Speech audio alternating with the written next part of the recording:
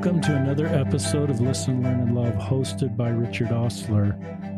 This podcast, which is done over the phone, will be talking about early release missionaries, and I'm with the Wolfenbarger family. I'll introduce them. We have Cory Wolfenbarger, who's the dad.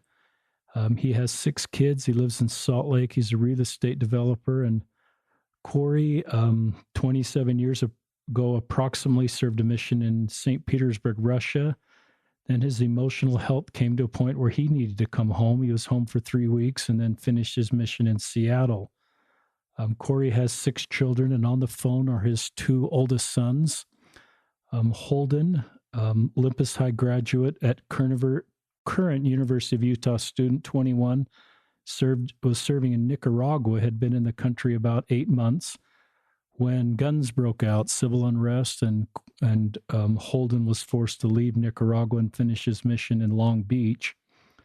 And then we have Elder Wolfenbarger on the phone. He's at home. I'm calling him Elder Wolfenbarger because he's still a set-apart missionary. He was in Vietnam and has been there for about 8 months and has just come home. He came home 6 days before we're recording this podcast. And he is, like thousands of LDS missionaries around the world, suddenly home, trying to figure out exactly what happened. And so this is a podcast with all 3 of these men bringing their unique perspectives to what's happened. And hopefully our hope is that if you're an early release missionary for any reason, or a parent or a local leader, that the principles that these missionaries are able to share will be helpful. We said a prayer before we started, and I'm grateful for Cory reaching out. We live in the same area and being willing to do this podcast. They live close enough by. We could do this in person, but we just felt with coronavirus, we're going to try to do as many of these over the phone. So I hope that still works for you, our listeners, that our voice quality and it doesn't detract anything. Any bio I miscommunicated, Cory? Is that correct, or did I miss something? No, I think you got it all right. So let's start with the youngest Wolfenbarger, Elder Wolfenbarger. First name is Mac. Just tell us about your mission call. I know you've come out of Olympus High School. You're a football player. You beat up on our local high school team, so we won't try to remember that. But, you know, your great high school year ended, and I assume you got your call before the year ended. Tell us about Vietnam. Did anybody put a pin in the map for Vietnam? I don't think so. I got my mission call, I think, March 21st of 2019. So it's actually pretty interesting. The day I found out I was leaving Vietnam was exactly a year after the day of my call. So that was pretty crazy. But no, I was really shocked. I actually opened the call on my own before I opened it with my family and friends, just to see, and I was pretty shocked. It definitely wasn't something that I had thought of before. And tell us about Vietnam. How many missionaries are there, and how many cities are they in, and how is the work going in Vietnam? Yeah, so the Vietnam Hanoi mission was opened in 2016. Before that, it was a part of the Cambodia and Phnom Penh mission. And right now, there are about 50 missionaries in Vietnam. About probably 60% of us were Americans, and the other 40% were native Vietnamese elders and sisters. And so it's really, the church in Vietnam is pretty small right now. There's not a ton of like structure yet, but there's a lot of growth. And so right now, all the missionaries are in one of the 2 major cities in Vietnam, either Hanoi or Ho Chi Minh City. And the idea is to build centers of strength in those 2 cities, and as soon as we can, to build up stakes in each of those 2 cities. And did President Nelson come to your mission while you were there? I know he was in that area at some point. Yeah, so it was actually really cool. He came to both of the major cities in Vietnam. And so I heard him. I did my training in Hanoi in the north, and that's when he came. So I got to see him speak in the north. And then the next day he traveled down to Ho Chi Minh City in the south of Vietnam and spoke again in the south. That's really cool. Yeah. And these aren't big arenas with 40,000 people. I love that he went to where the church is in its infancy, if that's the right word, and to have our prophet there. And you just know that a subsequent prophet's going to come back to Vietnam, and there's going to be multiple stakes there. Tell us about the Vietnamese people and just your feelings about them. Yeah. The Vietnamese people, it's really interesting because there's there's some Catholic influence in Vietnam because of the control that the French had in Vietnam a while ago. But a lot of people, a lot of Vietnamese people are Buddhist or just follow these traditional Vietnamese beliefs. And so a lot of the people that we met maybe knew the name of Jesus Christ, but really knew nothing about him. So that was a really unique opportunity to do our best to teach about who Jesus Christ was and who he is. They're really, they're really kind people. They're always willing to talk to you. And it was pretty funny when I came home. We got to the LAX airport, and this is part of this was probably just because it was 3 a.m. and airports are just kind of notorious for this. But I was just like pretty shocked about the way we were treated at the airport because we were just treated really well in Vietnam. And I just felt really loved and at home there. Tell our listeners just how it went down that you learned you were coming home. Yeah, so obviously we'd heard like rumors because of what happened in Hong Kong and South Korea, and the missions around us, like the Cambodia mission, the Thailand mission, had been on lockdown for a few weeks at this point. But our mission president, he's a really great guy, and he worked really hard to be able to keep us outside and keep us being able to proselyte.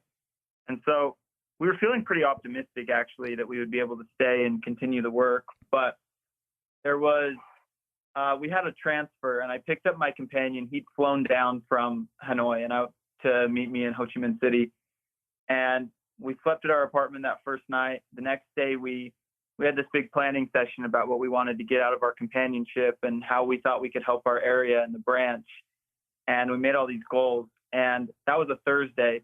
The very next day, on that Friday, our mission president called, and he told us about this travel order that the U.S.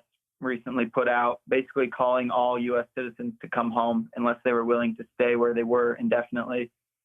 And so that just flipped everything. We had this district council trying to make plans for how we could help train branch leaders and priesthood holders to administer the sacrament in their homes, and just talking about any ideas we had to prepare Vietnam for all these American missionaries to leave. And at that point, we still didn't know when it would happen. Same thing for Saturday. We just spent a lot of time Saturday trying to plan, even though we didn't know exactly what would happen.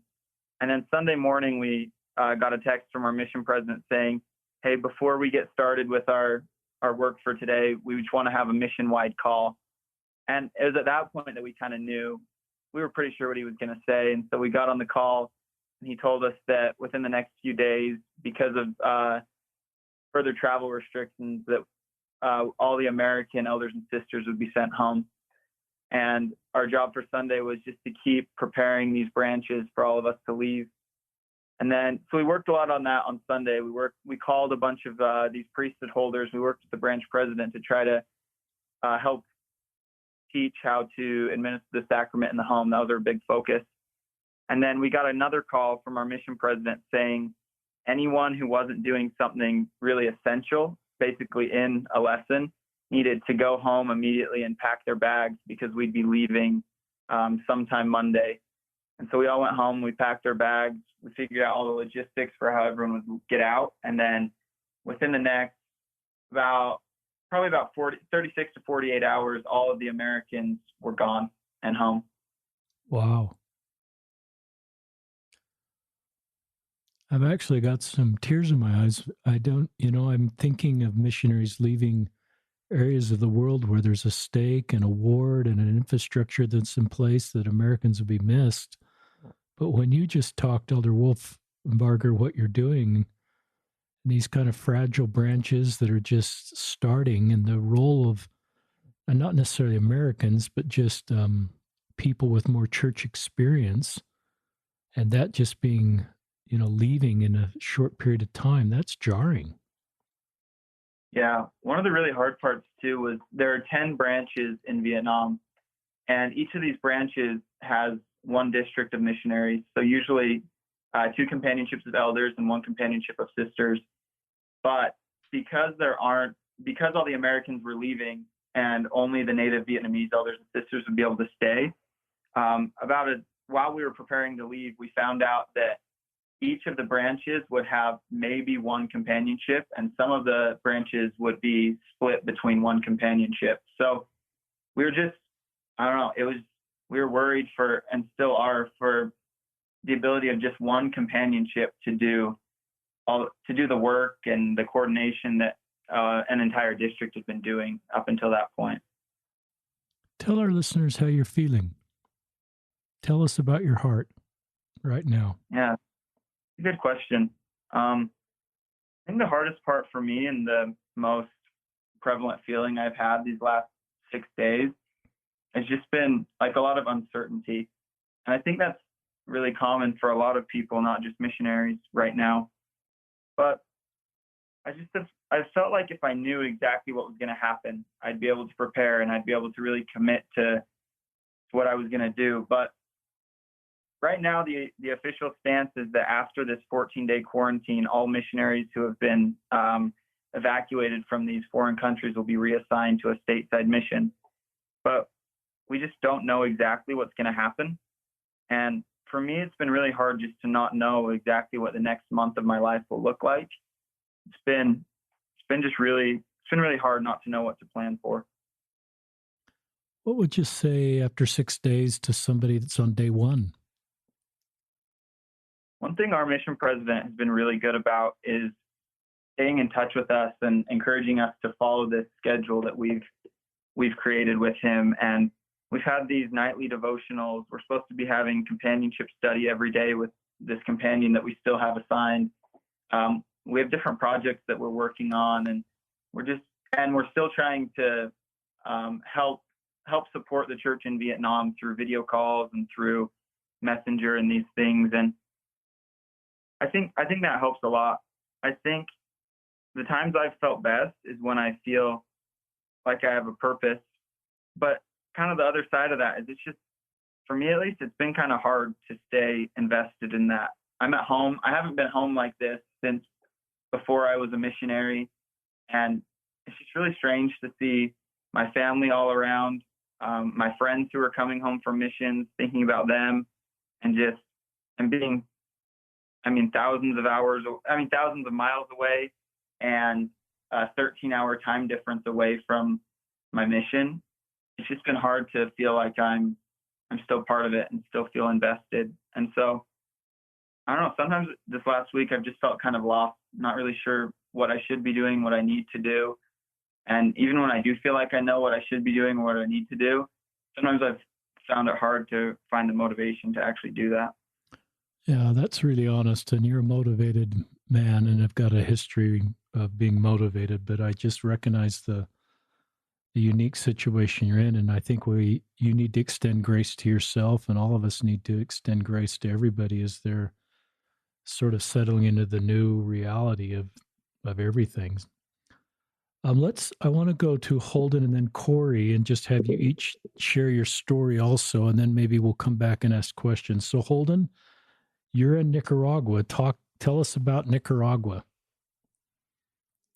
Yeah, the Nicaraguan mission had been around for a little bit longer than the Vietnam Hanoi mission, but still fairly new, and it split into. It was at one point just one mission for the whole country of Nicaragua, and then I believe in the 2000s it split into a North Mission and a South Mission.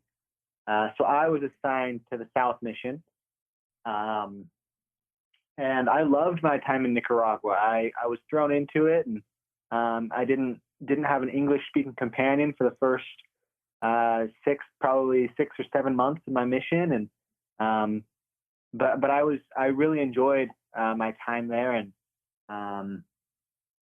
even though it was a far cry from what I was used to in the United States, culturally, socially, economically, I really grew to love it, and so I guess when what ended up happening is there was some political unrest and demonstrations, and it was interesting, and it was almost a little bit like this current pandemic of COVID-19 that we're facing, where I saw the first kind of hints of it on TV, and it was worrisome, but I didn't think it was really going to affect me. And then, as time went on, in 2 or 3 weeks, all of a sudden we were shut in our houses. Wow. Yeah, and so we did. At one point, we had a 3-day mandatory lockdown while everybody was. While some of the protests really reached a head, and they were negotiating between the kind of protesters and the government, and then I thought it kind of got resolved. We got to go back out, and I'm not totally sure, but I seem to remember about a week of work again, and it was really great. And we were able to kind of go back to normal and teach people. And then I remember the Saturday night we were actually coming home from a baptismal service, and we were heading to dinner. We would always eat dinner the very last thing in Nicaragua, and so I got a call, and we had some kind of plans in place. What I thought was going to happen is that we were all going to be locked down together. So we had someone in the ward that was willing to let a group of 10 or so missionaries stay with him for a few days to a few weeks, and I thought that would be our next step. But I got the call, and my zone leader told me that we were to go home immediately and pack a bag, and that within 45 minutes we were heading to the airport. So it came very quickly. Wow. Yeah, and so it was a little bit different circumstances from both my brother and my dad's situation. I think we all had different reasons for leaving our mission, but it was definitely a very confusing time, and I empathize with Mac of not knowing what's going on. That was definitely one of the harder things for me. How long were you home? Did you go right to East Long Beach from Nicaragua, or did you go home and for a period of time and then go to Long Beach? Well, the plan was to fly out. Like I said, Saturday night we went to the airport, and the plan was to fly out on Sunday, but we were there. I didn't get out of the country until Wednesday. And so I was in Salt Lake City for about 45 minutes while I changed planes from one airport to the next on my way to Long Beach. So didn't really get to be home for very long. Just sort of passed through.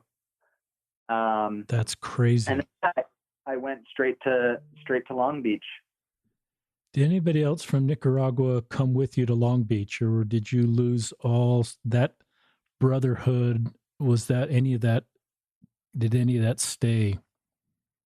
Actually, it did. There was one elder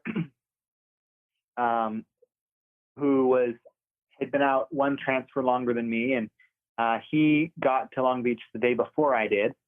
And then I was actually able, even though I was delayed until Wednesday with some passport issues, I was able to fly out with someone I had been in the MTC with. And actually, we hadn't been companions, but we had been roommates.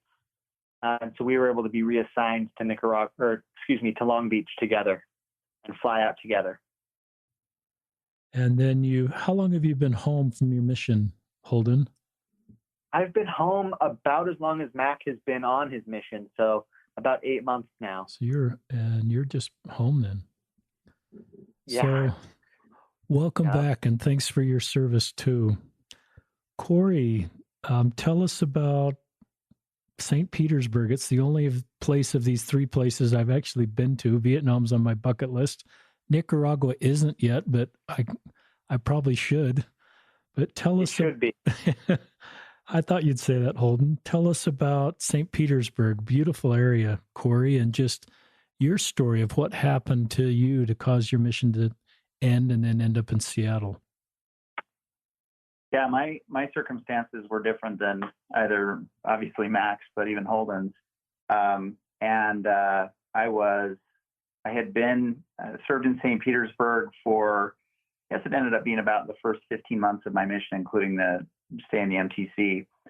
And, when I got to Russia, anybody who's ever spent time there, and certainly those who have served a mission there, know some of the unique challenges, or at least what was different there versus what I was accustomed to. And I think it was a combination of a really challenging time. This was, I got to St. Petersburg in May of 1993. It was a really difficult time economically, and certainly a really dynamic time politically, culturally, socially for that country. And, on one hand, it was just unbelievable to be there then. When I received my mission call, I couldn't even really believe that I was going to Russia. I knew a couple of people who had gone to my high school that went there, but it just didn't even seem real. I had memories, believe it or not, of in grade school sitting in our lunchroom talking to friends about World War III, and the Russians were the enemy, and it just never seemed like a place that I would end up serving a mission. And when I got there, Russia's a really, for me anyway, was really a place that was very polarized. On one hand, things that I loved so much and people that I grew to love so much, and on the other hand, things that were so hard and so frustrating. And I don't know, probably my original or first mission president, Charles Creel, was the mission president when I got there. President Creel went home. He and his wife finished July 1st, so he was only there a couple of months. And then my mission president that was there the rest of the time I was, Thomas Rogers, and he and his wife were there. And I noticed pretty early in, a couple months in, that I just was not at all feeling myself. I was, my mood was really depressed. I was struggling with concentration. I just knew I wasn't myself. And, at that point of the game, I recognized I was going through a lot of change. Everybody who has served in mission knows how demanding mission life is, and it's an adjustment. Throw on top of it learning a demanding language and making cultural adjustments. I really wrote it off to, this is just, what you go through. And over the probably next, 12 months, it really came in waves for me. Some days were better than others. And certainly as the season wore on and we got into the winter season, we went from when I first got there, I didn't see darkness from middle of May when we got to Russia until probably early September, because we went to bed well before the sun went down. It was, white nights in the summer, and it was really odd. It seemed like it had been one really long day. But by September, it started to get darker, and then the inverse happened. And by December, mid to late December, there were 4 hours of kind of dusk like daylight, and being dark and cold, that environment was really challenging too. And on top of it, you had people who were going through such, challenging times.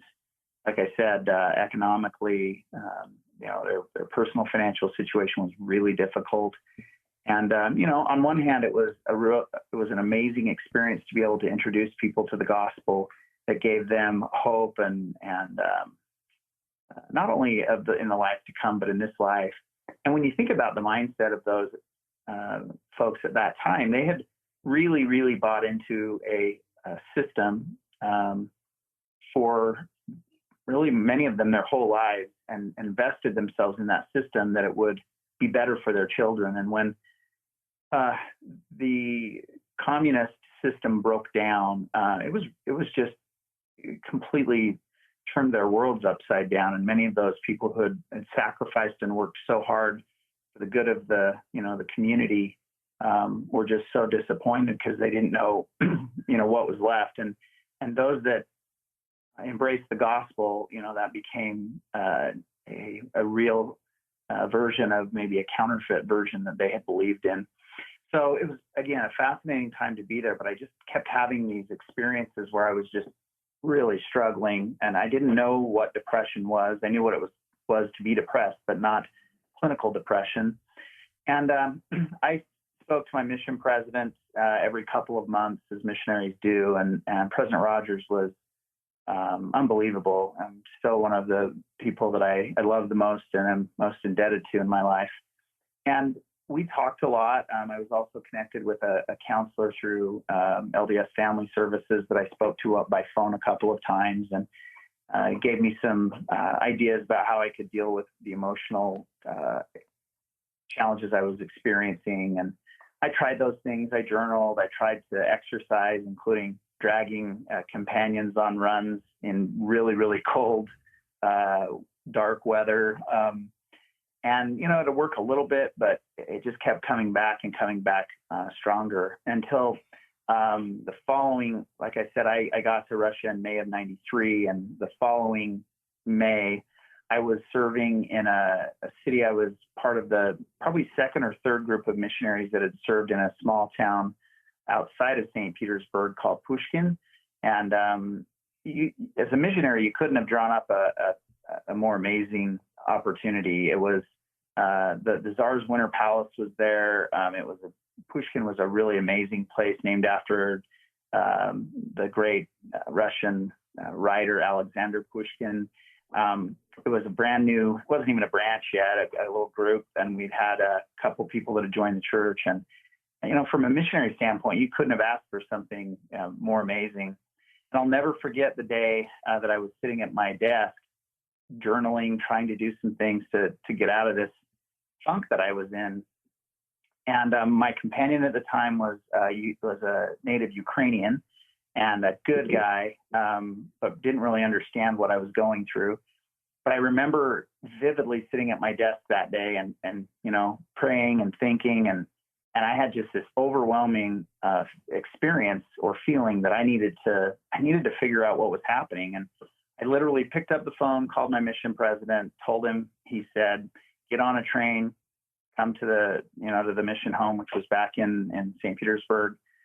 So we did. My poor companion didn't really know what was going on, but anyway, I explained to him a little bit of what was happening, and we rode in, and I sat down with my mission president. And the first thing he said was, "Hey, you tell me, pick what you want to do in the mission." And that's what I loved about President Rogers.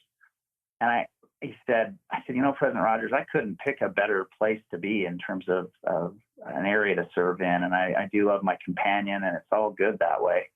He said, "Well, how about just coming in and serving in the office for a little while so you can decompress?" And I said, I really appreciate that, but I just have this really strong feeling that I need to be, something else needs to happen.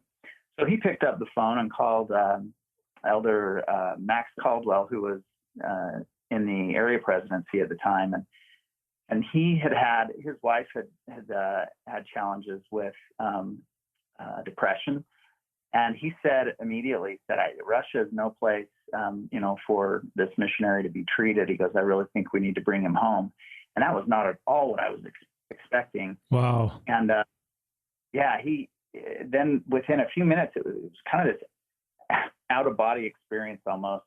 There was a conference line, and they had church travel on the phone, and I could hear them booking a flight from St. Petersburg to Hamburg, and Hamburg to Atlanta, and Atlanta to Salt Lake. And then my stake president, who was on the phone, and he was talking to me and said he'd let my mom know.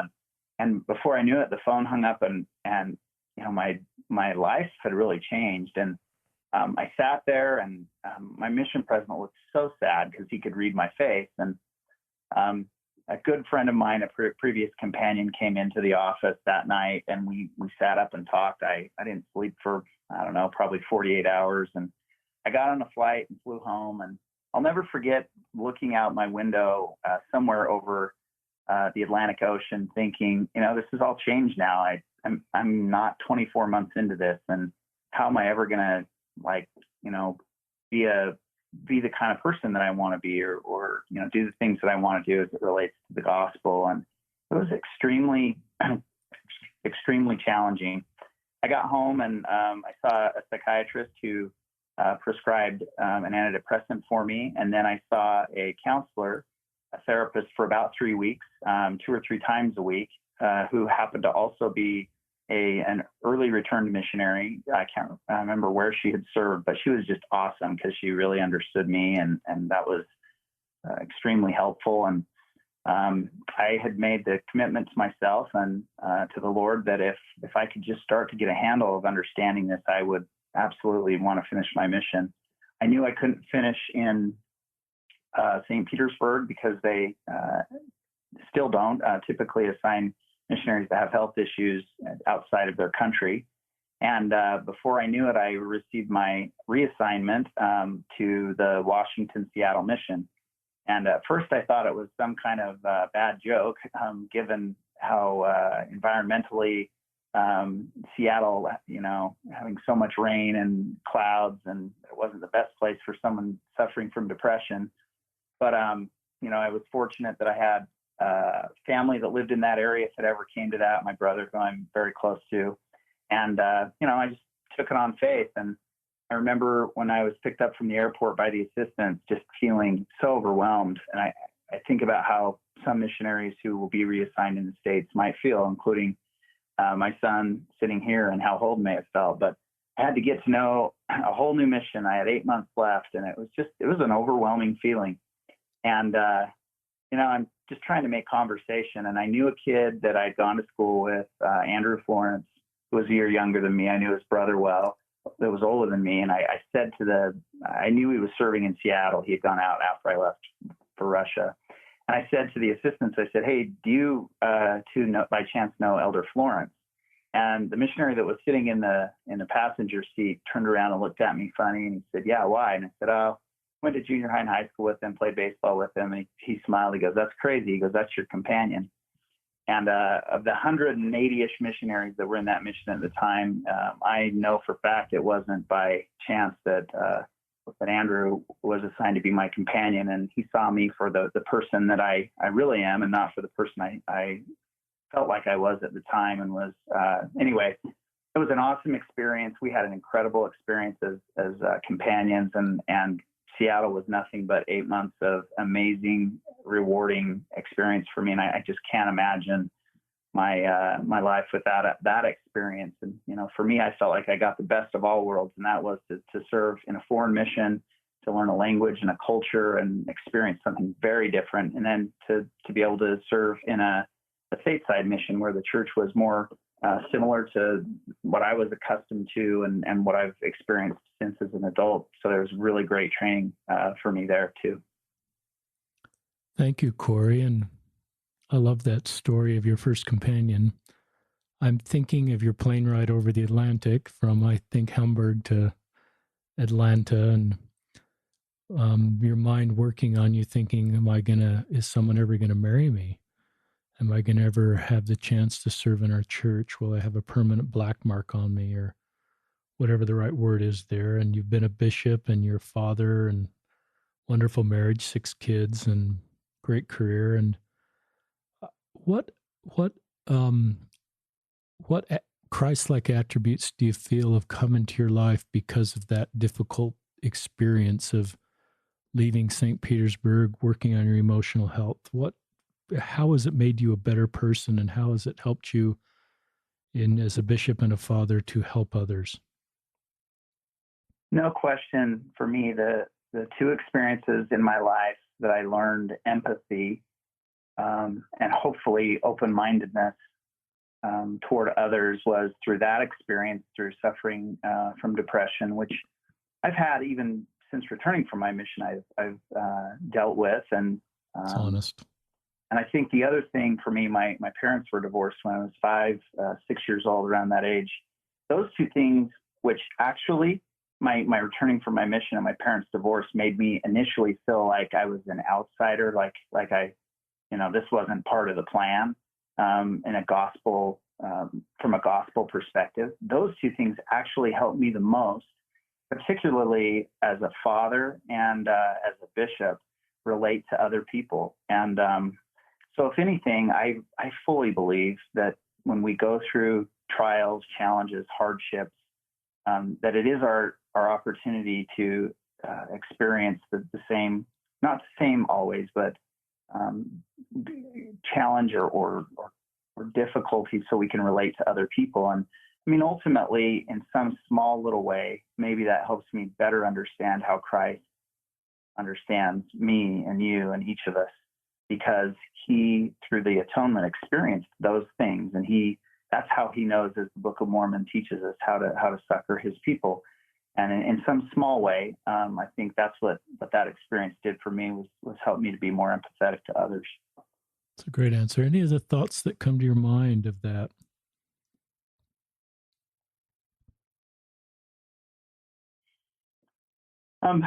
Yeah, you touched on this, and that is, when I think about that time looking out the window, and it's funny you said that, because I did. I thought, oh man, this is all going to be different for me now, and how am I going to, find my spot in our society at home? And I was blessed to meet my wife, Haley. And I'll never forget when I kind of mustered up the courage when we first began dating to tell her about my challenges with depression. And, I think we've gotten a lot better within the church and in our society and talk about mental health. I think we still have a long ways to go. But at that time, no one really talked about it that I knew of. And I'll never forget when I told her, and I knew it might be the deal that, or the straw that broke the camel's back. But Haley was nothing but compassionate and understanding, and just a great friend to me through that, and always has been. So, I would say to anybody, for whatever reason, that your path hasn't gone as the textbook would tell you it needs to have faith, to know that our Heavenly Father sees you and sees us for who we are, and that the atonement and repentance isn't just about overcoming sin, but it's also about overcoming hardship. And this idea that it is a fresh view on our lives is real. And so to never give up hope or faith, and always know that God and our Heavenly Father and the Savior are mindful of us and how we're feeling and how to help us. Great answers. Holden and Elder Wolfenbarger, I'm still calling you Elder Wolfenbarger. Were you aware that your dad came home from his mission because of his emotional health growing up? And was that something that was talked about ever, or just occasionally? And what's it like to have a dad that has that as part of his life story? Any thoughts from either of you on that? Yeah, I think I've always, as long as I can remember, I've known kind of that story. And this is probably tell our listeners who you are, just so they know. Oh, sorry. Yeah, this is Mac, Elder Wolfenbarger. Okay. I think as long as I can remember, I've known that story. Probably not the full story when I was a lot younger, but I don't know. I think I've always kind of known what happened. And to be honest, like growing up, like I knew the story and everything, but it didn't really affect me. I didn't really notice it. I don't know. I know that it's been something, just like for everyone that struggles with anything, any type of mental health issues, it's like a lifelong process, something you have to deal with for your whole lifetime. But growing up, I really never noticed it. He was always just like my dad, someone I really look up to. And so yeah, I knew the story, but I never really noticed any effect it had on our relationship or his role as a father or a husband. That's great. Holden, any thoughts from you on that? Yeah, I would echo what Elder Wolfenbarger had to say. I've always known, my dad loves to tell stories, and he has plenty of great stories from Russia and plenty of great stories from Seattle. And I think one of my biggest questions to him always was, Dad, which mission was your favorite? And he would always say that you couldn't say that they were both unique, and he loved both of them equally. And I never really bought that. Now, of course, being in a similar situation, I completely understand that it's incomparable, and really it's all the same work, just in different circumstances. And I'm glad that I got to that I had somebody there to kind of guide me through as I transitioned from Nicaragua to California, and through many really, really deep emails that my dad sent, and some really testimony building encouragement that he gave me, and through phone calls that we were able to have. That really helped me a lot. Yeah, great answers, great tributes to your dad. And who would have thought, I'm back on the plane with you, Cory, looking out the window on that flight to Atlanta. Who would have thought that you would be having conversations with your two oldest sons who would be serving in two different missions? And that because you walked that road, and they're different reasons, but you would understand what it's like to serve in two missions and transition to that second mission with all three of you. It's not like either of you were in your first mission for a day or two or a month. You were all fully, transitioned into your experience and have those all change. It's like God has, my oldest son, Adam, says, it's like God has a plan. And I love Elder Uchtdorf's impressionistic painting talk, where, you get further in life, and all these dots that are hard to sometimes put together during the moment do sort of come together into a beautiful story that makes more sense. Why at the moment, often it's really difficult to make sense of why something happened. What advice, this is you giving advice to, Elder Wolfenbarger, but Holden and Cory, just what would you say to people in Mac's situation that have just come home and are probably being reassigned to another mission? What advice? Let's go first, Holden, and then Cory. Well, I definitely think that there's kind of two parts to the transition. First is the coming home, but not knowing where you're going to go. And I didn't experience that for 2 weeks. I did experience that for a certain amount of time. And I think in that instance, and I'm sure Mac has lots of advice as well, but I think the best thing to do is just to stick to what you already have, and stick to the schedule you have, and any missionaries who are just starting out, they're going to have to maybe do more to figure it out. But to anybody who's, like you said, already in it, the challenge is just to figure out ways to stay in it. And then once you are reassigned, I'll admit I deeply loved my mission in Nicaragua, and we were able to experience a really high volume of work and have a lot of people enthusiastic to accept the gospel there. And I think I kind of maybe definitely foolishly got a little bit prideful and thought maybe I was better than a stateside missionary who had to work really hard for what appeared to be really little success. And so transitioning to a new mission with a different speed and a different culture was a challenge. And at first I found myself a little bit reluctant to kind of go all in and kind of give my all to this new mission president and this new mission field. And on top of that, I thought that it might just be a temporary thing, that maybe it was just going to be 4 months or 6 months in California. I could go back to my real mission in Nicaragua. And as I remember being in the mission office and talking to one of the senior missionaries about how long I would stay there and if I would need to buy winter clothes and things like that.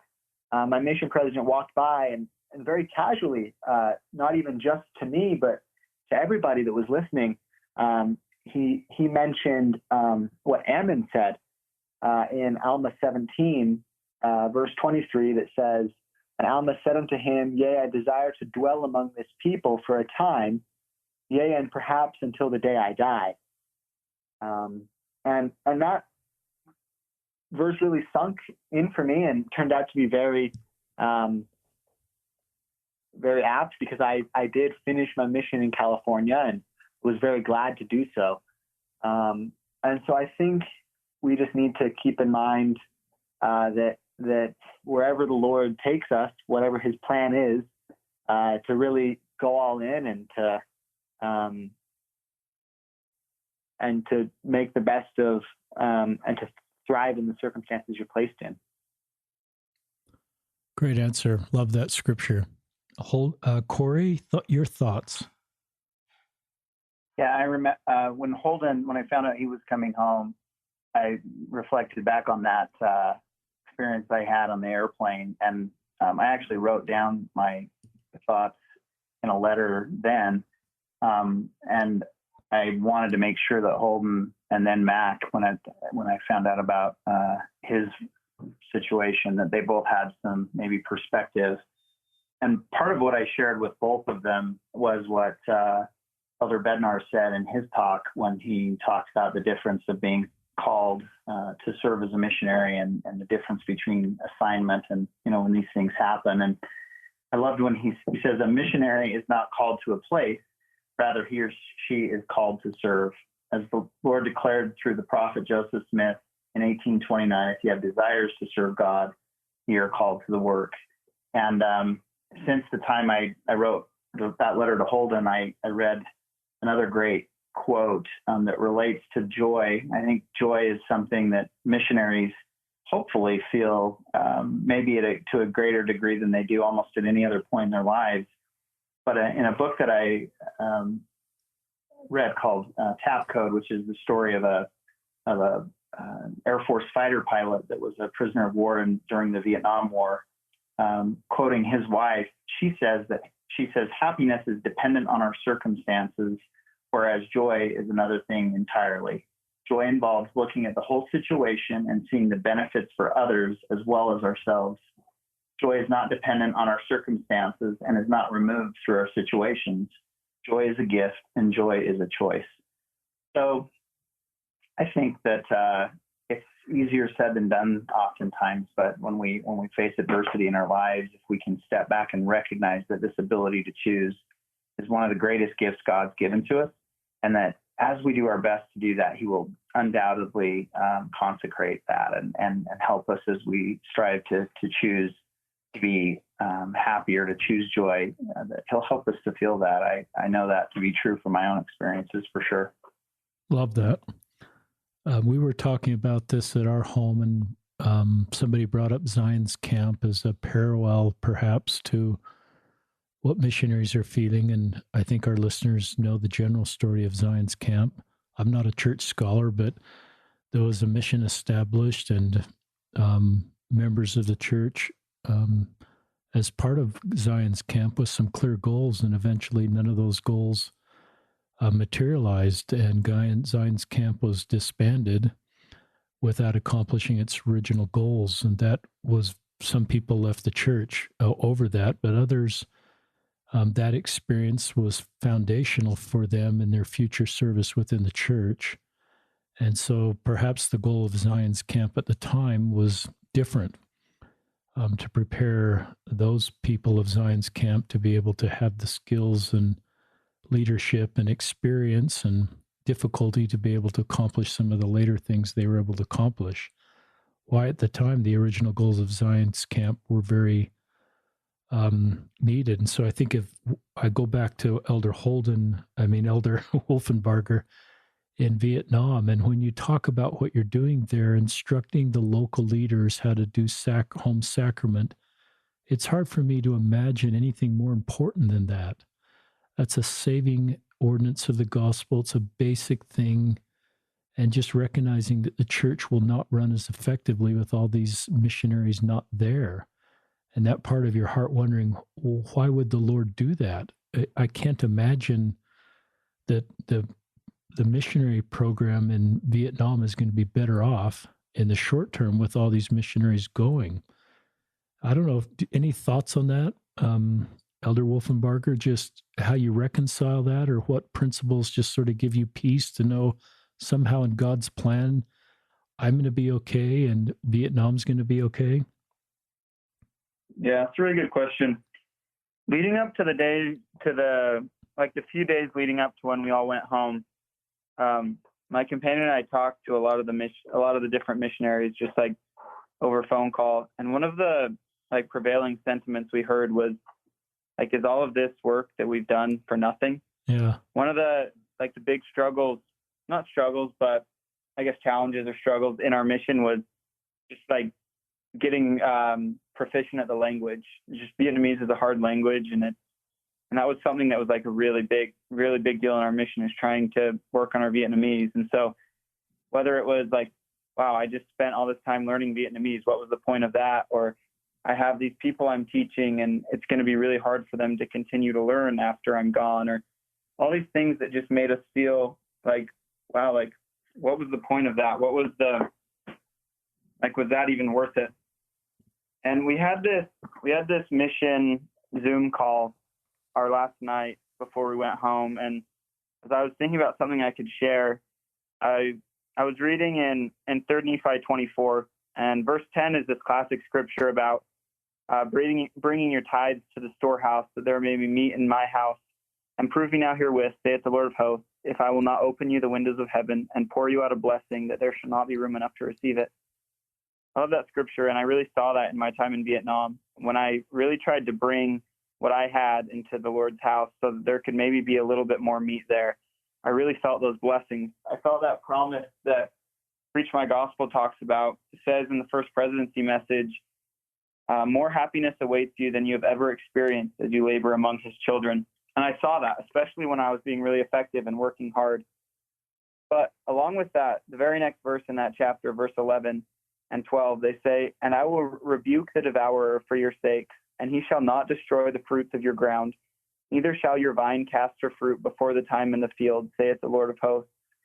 And all nations shall call you blessed, for you shall have a delightsome land, saith the Lord of hosts. So I found a lot of comfort in reading that. Just that promise that God will protect the work that we've done, and God will be called blessed because of these things. I also love, just to kind of complete this thought that I had, in Jacob 5, this allegory of the olive tree. Over and over again, the Lord of the vineyard talks about laying up fruit against the season. I really like the way it uses fruit in 3 Nephi 24:11 also. It talks about the devourer shall not destroy the fruits of our ground. So I don't know what that, I think that devourer can mean a lot of things. I think it's anything that's just against the work of God. And so anything that seems like it's going to destroy this work that we've put in, we're promised that that's not true, that the Lord will lay up our fruit, his fruit against the season. I found a lot of comfort in that. The other thing I found a lot of comfort in is I had like a airplane window experience too. When I was leaving the MTC, we were flying to Vietnam. I think we left out of LAX, and we were flying to Japan. And I opened up that little like flight path visualizer you can see on these airplanes, and there was this yellow line all the way across the Pacific Ocean, and it was just like a really, really long line. And I was kind of scared. I usually don't get really, really scared about a lot of things, but I was a little bit scared, and like enough that I leaned over to someone in my group and was like, man, this is kind of scary. Like, that's a pretty long line. And he said something like, no, like, dude, this is going to be so awesome. I'm like, okay, thanks, man. And so I had that experience, and I wrote something down about being scared, but just feeling like I needed to give it my all and do everything I could just to love my time in Vietnam. I kind of forgot about that until when I was leaving Taipei. We flew through Taipei and we were on our way to LAX. I opened that same flight pass, and there was that really long yellow line. But instead of being, and I was on the opposite side of it this time, and I felt so different. I felt like I was leaving this place that I loved and these people that I loved. And I went back and read the thing that I wrote about just needing to love Vietnam, love the people, love the food, love the culture, love the language. And it gave me a lot of comfort to really feel like I did, that I had this new home that missionaries always talk about. And that's given me a lot of comfort and a lot of separation anxiety too, I guess, of just missing this place that had become my home, become my spot. And so, but I really do believe this promise in chapter 24 and in Jacob 5, that the Lord will lay up his fruit against the season. And we don't really know exactly what that's going to look like or what our role is in it all the time. But I really do take comfort in knowing that the Lord doesn't let this work get destroyed, and he really cares a lot about it. I can feel the mantle of your current missionary assignment. We've never had a set-apart missionary on the podcast before, but I'm really touched, and I think our listeners are too. You said something I wrote down word for word. God will protect the work we have done. What a thoughtful, insightful statement. Even though you're leading up to that, asking pretty honest questions. What was the point of that? That's a pretty honest question of learning the language, of getting, feeling like things are maybe taking a step backwards. But I love you went to the doctrine and went to the source of truth to answer those questions, and the peace that gives you, and the beauty of our scriptures. I think we read our scriptures and we see things at different times in our lives that we might pass over, have different meanings. So I love the way you turned to Jacob 5 and read some insights there that perhaps wouldn't have applied as much. And I love the line on the screen. I think a lot of our listeners are aware of those long lines as we've been on longer flights.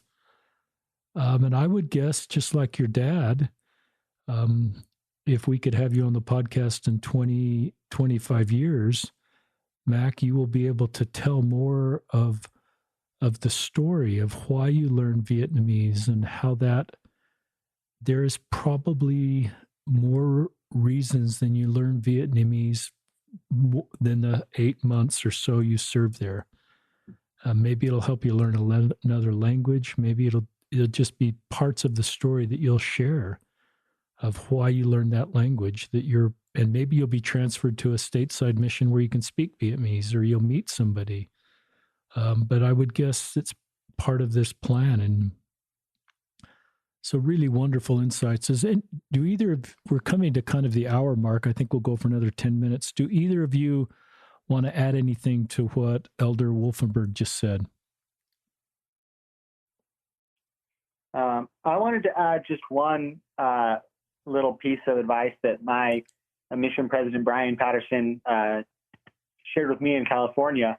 In one of my first interviews, I'd been maybe a month in California and was really wanted to throw myself into the work. And it was a challenging time. And I said to him, I said, President, I think I get it. I think I'm becoming a California missionary, and I'm adapting to the California missionary culture. And I had two companions. I was in a trio because they didn't really have space for me. And both of my companions in multiple occasions were very adamant that, we don't do things the way you're used to doing them here. And, you're basically, our way is right. And we're here to, teach you how to be a California missionary. Wow. And I know they meant well. And I know that maybe I was, even with some perspective, maybe I was a little bit too brash for some people. But he told me, my mission president, he stopped me. He said, no, it's not about being a California missionary. I want you to be a preach my gospel missionary. And that's where you can learn how to be a missionary, and how to invite people to act, and how to study, and how to plan.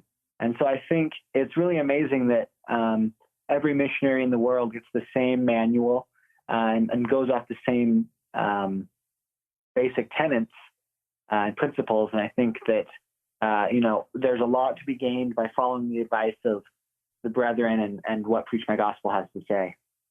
That's great. I love that, because there is these cultures and these tribes that develop, and I love that. That's really thoughtful. Mac, Cory, any things you want to add?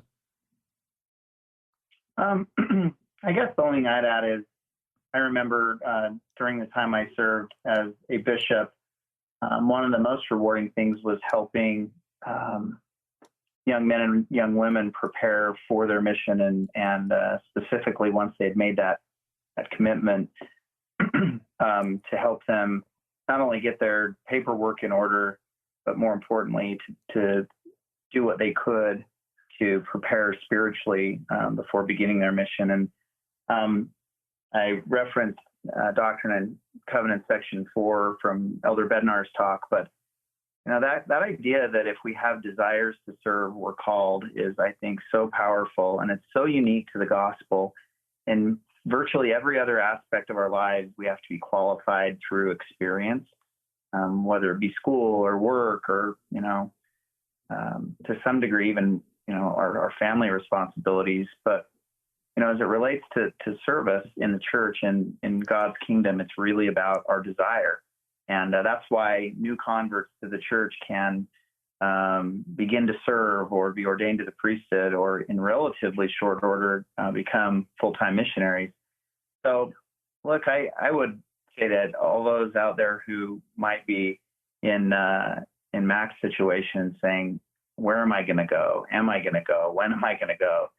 Just remember, if you have desires to serve, you're called. And look for opportunities to do that in your home now. Look for opportunities to do that in your ward now among your larger circle of friends, because that gift of being set apart as a missionary will come to an end at some point. And as much as you may, all of us at different periods of our mission may have looked forward to that day, it's also a really sad day in a lot of ways, and one that you don't ever quite get back the same way. So just remember, that there is a plan. I'm always one who sees things perfectly in hindsight, like all of us.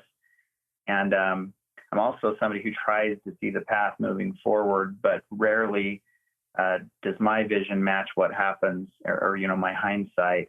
And I think if I can, I've really tried to work on having the same level of peace as I look forward, not knowing what will happen, as I do looking back and seeing God's hand in my life. And that's challenging, but I know if we lean on Him and lean on the Spirit, we can have that experience. Love that.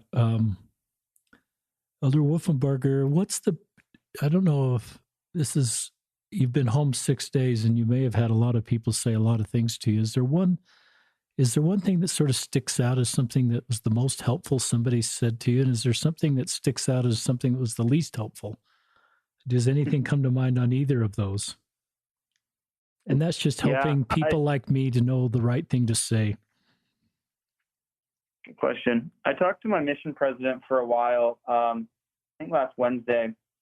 We talked a little bit about the story of Nephi, and you talked about how you've read these stories of Nephi leaving Jerusalem and going back a couple times and breaking his bow and building a ship and doing all these things. And he said, this is actually, now you have an opportunity to live those stories and to kind of test yourself. In 1 Nephi 17, there's this promise from the Lord that I really love and I've reflected on quite a bit. 1 Nephi 17:13 says, "And I will also be your light in the wilderness, and I will prepare the way before you, if it so be that you shall keep my commandments. Wherefore, inasmuch as you shall keep my commandments, you shall be led toward the promised land, and you shall know that it is by me that you are led. Yea, and the Lord said also that after ye have arrived in the promised land, ye shall know that I, the Lord, am God, and that I, the Lord, did deliver you from destruction. Yea, that I did bring you out of the land of Jerusalem." So I talked to my mission president a little bit about that, what that means, and I've reflected on that a little bit. And there have been times when I've thought to myself, like, yeah, I will go wherever I'm called to go. I'll do whatever the brethren ask me to do. But I think a lot of times, as I've thought that this week, I've had really like the same attitude that Laman and Lemuel did. They did all these things that Nephi did. They went everywhere that Nephi did, but their attitude was a lot different. And because of that, their outcome was a lot different. And I don't know, it's been an interesting opportunity to really understand a little bit more about who Nephi was and who I need to be. And so that thought and those things that my mission president have shared with me are something that kind of like pricks me in the back of my mind pretty often now, especially when I just feel like, you know, what's the point of this? Why don't I just like kind of throw in the towel? So that's been really helpful for me, is that perspective.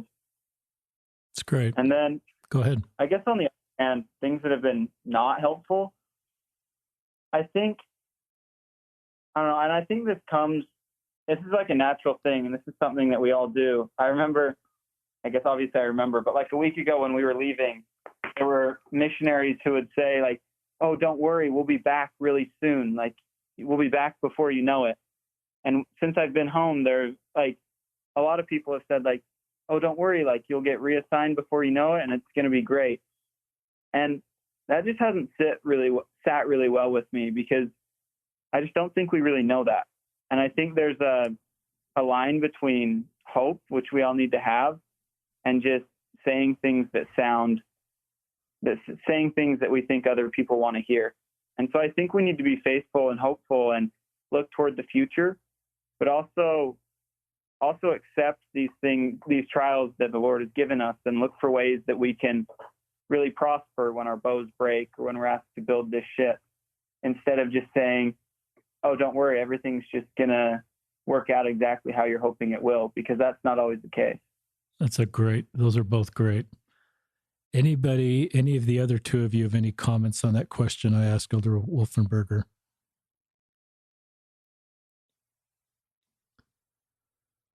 I want to give everyone a chance to say a closing thought. I do like the parable of the worker in the vineyard, and it's basically this idea that every worker in the vineyard has the same intent to perform the same amount of work, but some are, asked to work in the morning, the afternoon, and the evening, and they all receive the same reward. And I know Elder Wolfenbarger didn't go on his mission to receive a reward, but I do like the doctrine that our efforts in this side of the Lord, in that parable teaches, are all equal. And so some that aren't able to serve missions but their intent is they'd love to, receive the same reward and are looked upon by the Lord in the same way of someone that served a full-length mission, whatever that's defined as. And I think there's peace in that, and the Lord just recognizes our hearts and our best efforts, and doesn't grade us against everybody else, but grades us with our individual situation and doing the best we can. I'll start with Holden, and then Elder Wolfenbarger, and then Cory. Just any closing thoughts? Holden, you're first. I guess I have kind of three friends that are kind of my best friends that I've been really close with since, we were in second grade, basically. And we spent, we grew up together, the four of us. And of those four, one didn't go on a mission. One went on a mission to Hong Kong and came home after, I believe, about 8 months with some mental health issues, and didn't go back out. Another was in Brazil for about a year and had a knee injury and came home, and that was the end of his mission. And wow. I was served in 2 mission fields, and so none of us had what you might call a traditional mission experience, and it wasn't what any of us certainly expected when we were set apart. But despite that, whenever I talk about missionary service with my two friends who served, of course, there's a little bit of,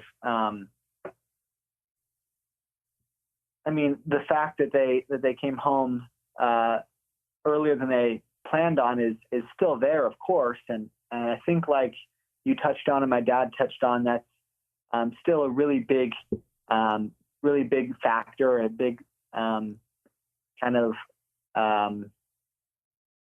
thing in the church. Everybody wants to serve a full-time mission. I dated a girl at one point who said she wanted to marry someone who served all of their full-time mission. Whenever I talk with my friends, we all talk about the good times. We talk about the amazing experiences we had in the time that we were able to serve. And so I think, I guess to consolidate my thoughts, when talking with missionaries who came home early because of this COVID-19 outbreak or any other reason, everybody has amazing and life-changing experiences on their mission. And so I think to focus on those is healthy and positive and a good way to go about things, and not necessarily dwell on the painful circumstances. Love that. Elder Wolfenbarger. Yeah, I've spent a lot of time this last week talking with my dad and my brother and friends, and even before this week when I was still in Vietnam, just talking to other missionaries about their mission and what things are like. And I've seen a ton of differences in our experience as missionaries in our original assignment and also our feelings coming home. But I've also seen a ton of similarities. And I've seen a lot of power and comfort and unity and understanding that in a larger sense, we're all really feeling the same things. We all understand what we're feeling and how that affects us. I really love when Alma the Younger is teaching his son Helaman in the book of Alma. He talks about how the God of Abraham and of Isaac and Jacob will comfort him and will help him in his afflictions. And I think that's a really comforting thought, that this God that helped Moses part the Red Sea and commanded Abraham not to sacrifice Isaac and all these things, this God of Abraham and of Isaac and of Jacob who performed all these miracles, is the same God who's directing the work today. We're all really united and we're all doing the same thing and we're all feeling the same things. And so if we're all just willing to be honest about how we feel and try to help each other, I think there's a lot of power there, and I've felt a lot of comfort in that. Love that. Cory, your final thought. I think kind of to relate to what Holden said too. When I came home, it wasn't very often, or I didn't know very many people that came home early from their missions. The only ones that I did were typically if they had some sort of physical health issue. It's become so much more common. I only can imagine that missionary service has its own set of challenges today that those of us who served 25 years ago or 10 years ago or whatever don't really understand. I'm grateful that this generation of missionaries and their families will go through this together, because I hope one of the outcomes is that it will, to some degree, change culturally what I feel like has been misaligned with the gospel for a long time, and that is that there's some sort of badge of honor for completion of 18 or 24 months, no matter how you completed them. All of us who served missions knew missionaries that were really suffering with a lot of things on their mission, including some who just flat out didn't want to be there. And to me, the fact that there was the badge of honor of, hey, you completed your mission, I don't know. I just think culturally it's something that, while well-intended, we as members of the church need to step back from and say, it's not about a certain number of months or anything else. It's about our efforts and doing our best and just being there to support each other and recognizing that we all have different paths in our lives. And although there is, as the scriptures teach us, as the Savior taught, there is one path. There are a lot of lanes on that path, and there are a lot of different ways to that path. And again, I hope one of the positive outcomes of this current experience we're going through is to peel away the things that are part of our culture and expose the things that really are, fundamental principles of the gospel, and focus on those. That's great. Well, we'll sign off. If any of our listeners want to listen to other early release missionary podcasts, you can.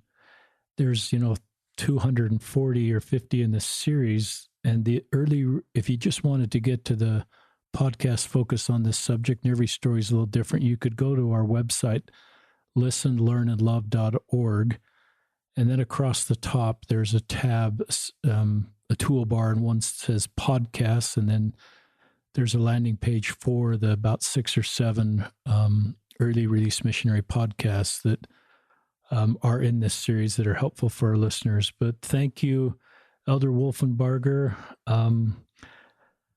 serving in Vietnam and home now for a temporary time. Holden, thank you for your missionary service. And Dad, Cory, great podcast and just a wonderful insights in the gospel of Jesus Christ and how to faithfully navigate curveballs. And this podcast will help a lot of people. Thank you, our listeners. This is Richard Ostler, your host, signing off on another episode of Listen, Learn, and Love.